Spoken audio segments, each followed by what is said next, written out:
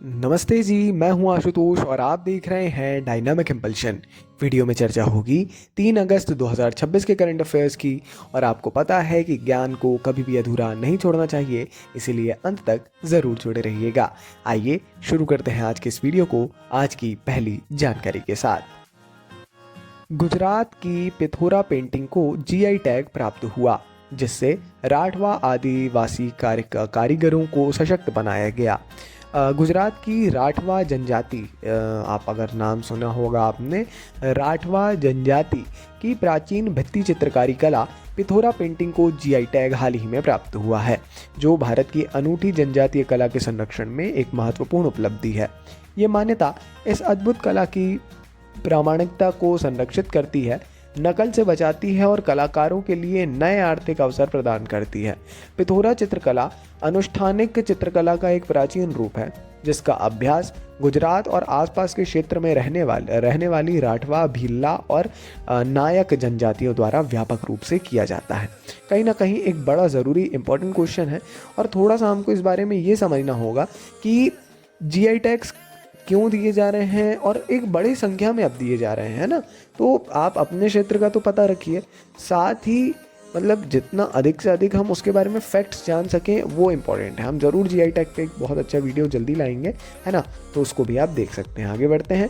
प्रधानमंत्री मोदी ने 5,000 करोड़ रुपए की लागत से निर्मित भोगपुरम अंतर्राष्ट्रीय हवाई अड्डे का उद्घाटन किया। प्रधानमंत्री नरेंद्र मोदी ने आंध्र प्रदेश के विजयनगरम जिले के भोगपुरम क्षेत्र में स्थित अल्लूरी सीताराम राजू अंतर्राष्ट्रीय हवाई अड्डे का उद्घाटन किया गया। जीएमआर ग्रुप द्वारा निर्मित इस हवाई अड्डे की निर्माण लागत लगभग 5,000 करोड़ रुपए है। ये हवाई अड्डा उत्तरी आंध्र प्रदेश के विमानन केंद्र के रूप में महत्वपूर्ण भूमिका निभाएगा। 17 अगस्त 2026 से परिचालन शुरू करने वाला ये हवाई अड्डा प्रतिवर्ष 60 लाख यात्रियों की वाणिज्यिक उड़ान क्षमता के साथ उड़ान शुरू करेगा, जिसे बढ़ाकर 400 लाख यात्रियों तक, समझ रहे हैं, मतलब 400 लाख यात्रियों तक किया जा सकता है। इस परियोजना का उद्देश्य क्षेत्रीय संपर्क और हवाई अड्डे के आर्थिक विकास दोनों को बढ़ावा देना है। बड़ा ज़रूरी एक इम्पॉर्टेंट जानकारी है। तो एक चूंकि अंतर्राष्ट्रीय हवाई अड्डा है ना, तो अपने आप में ही ज़रूरी हो जाता है। आप समझ रहे होंगे इस चीज़ को, है ना, तो ज़रूर इसके बारे में भी आप पढ़ सकते हैं। थोड़ा सा समझना है कि अंतर्राष्ट्रीय और कौन कौन से हवाई अड्डे हैं ये। बढ़ते हुए आगे, जुलाई 2026 में भारत के जीएसटी संग्रह में 15.4% की वृद्धि होकर 2.11 लाख करोड़ रुपए होने का अनुमान है।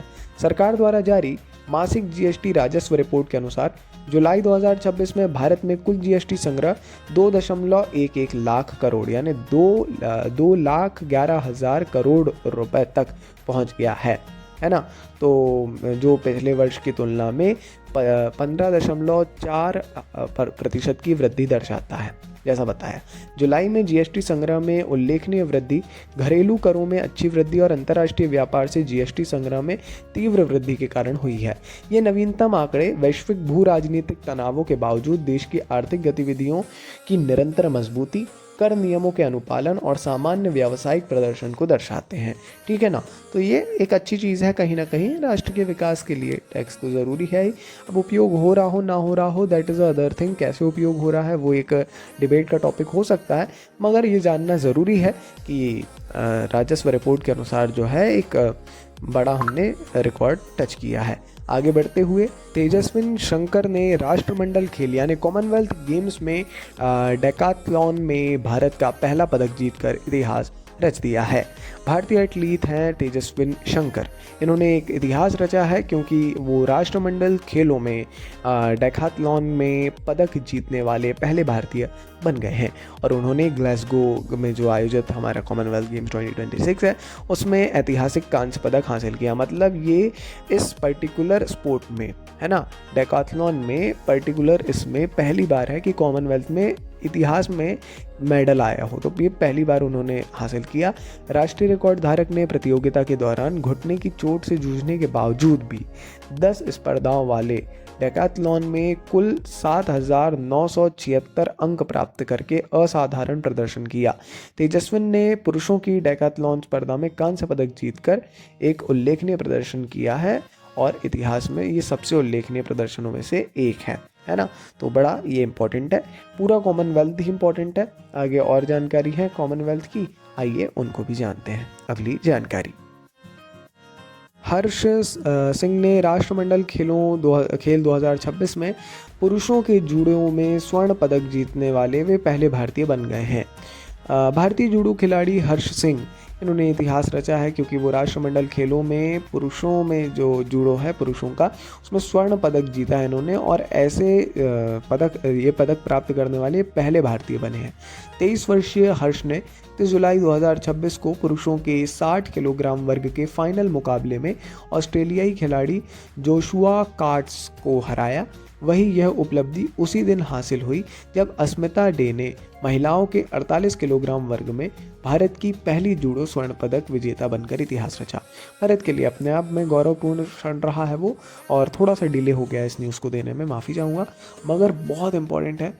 मैंने जैसा बताया पूरा कॉमनवेल्थ ही इंपॉर्टेंट है, तो उसको बढ़िया तरीके से एकदम अच्छे से पढ़ना है ना, तो अच्छा रहेगा वो आपके लिए। ठीक है, तो अगली ऐसी कई सारी न्यूज़ हैं, एक साथ एक वीडियो बनाएंगे, उसमें आपको हर एक जानकारी से अवगत करवाएंगे, वो ज़्यादा सही है।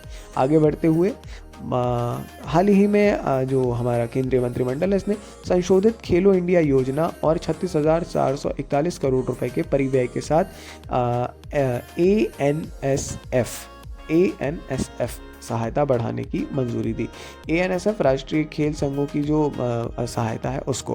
प्रधानमंत्री नरेंद्र मोदी की अध्यक्षता में केंद्रीय मंत्रिमंडल ने पुनर्गठित खेलो इंडिया योजना को मंजूरी दी है। साथ ही 2026-27 से 2030-31 तक की अवधि के लिए राष्ट्रीय खेल संघों को अधिक सहायता प्रदान करने का भी प्रस्ताव पारित किया है। 36,441 करोड़ रुपए के कुल वित्तीय परिव्यय की वाली यह पुनर्गठित योजना स्वतंत्रता के बाद से खेल विकास में किया गया सबसे बड़ा निवेश है। इस योजना का उद्देश्य जमीनी स्तर से ओलंपिक खेलों तक खिलाड़ियों के लिए सुगम मार्ग प्रशस्त करना है।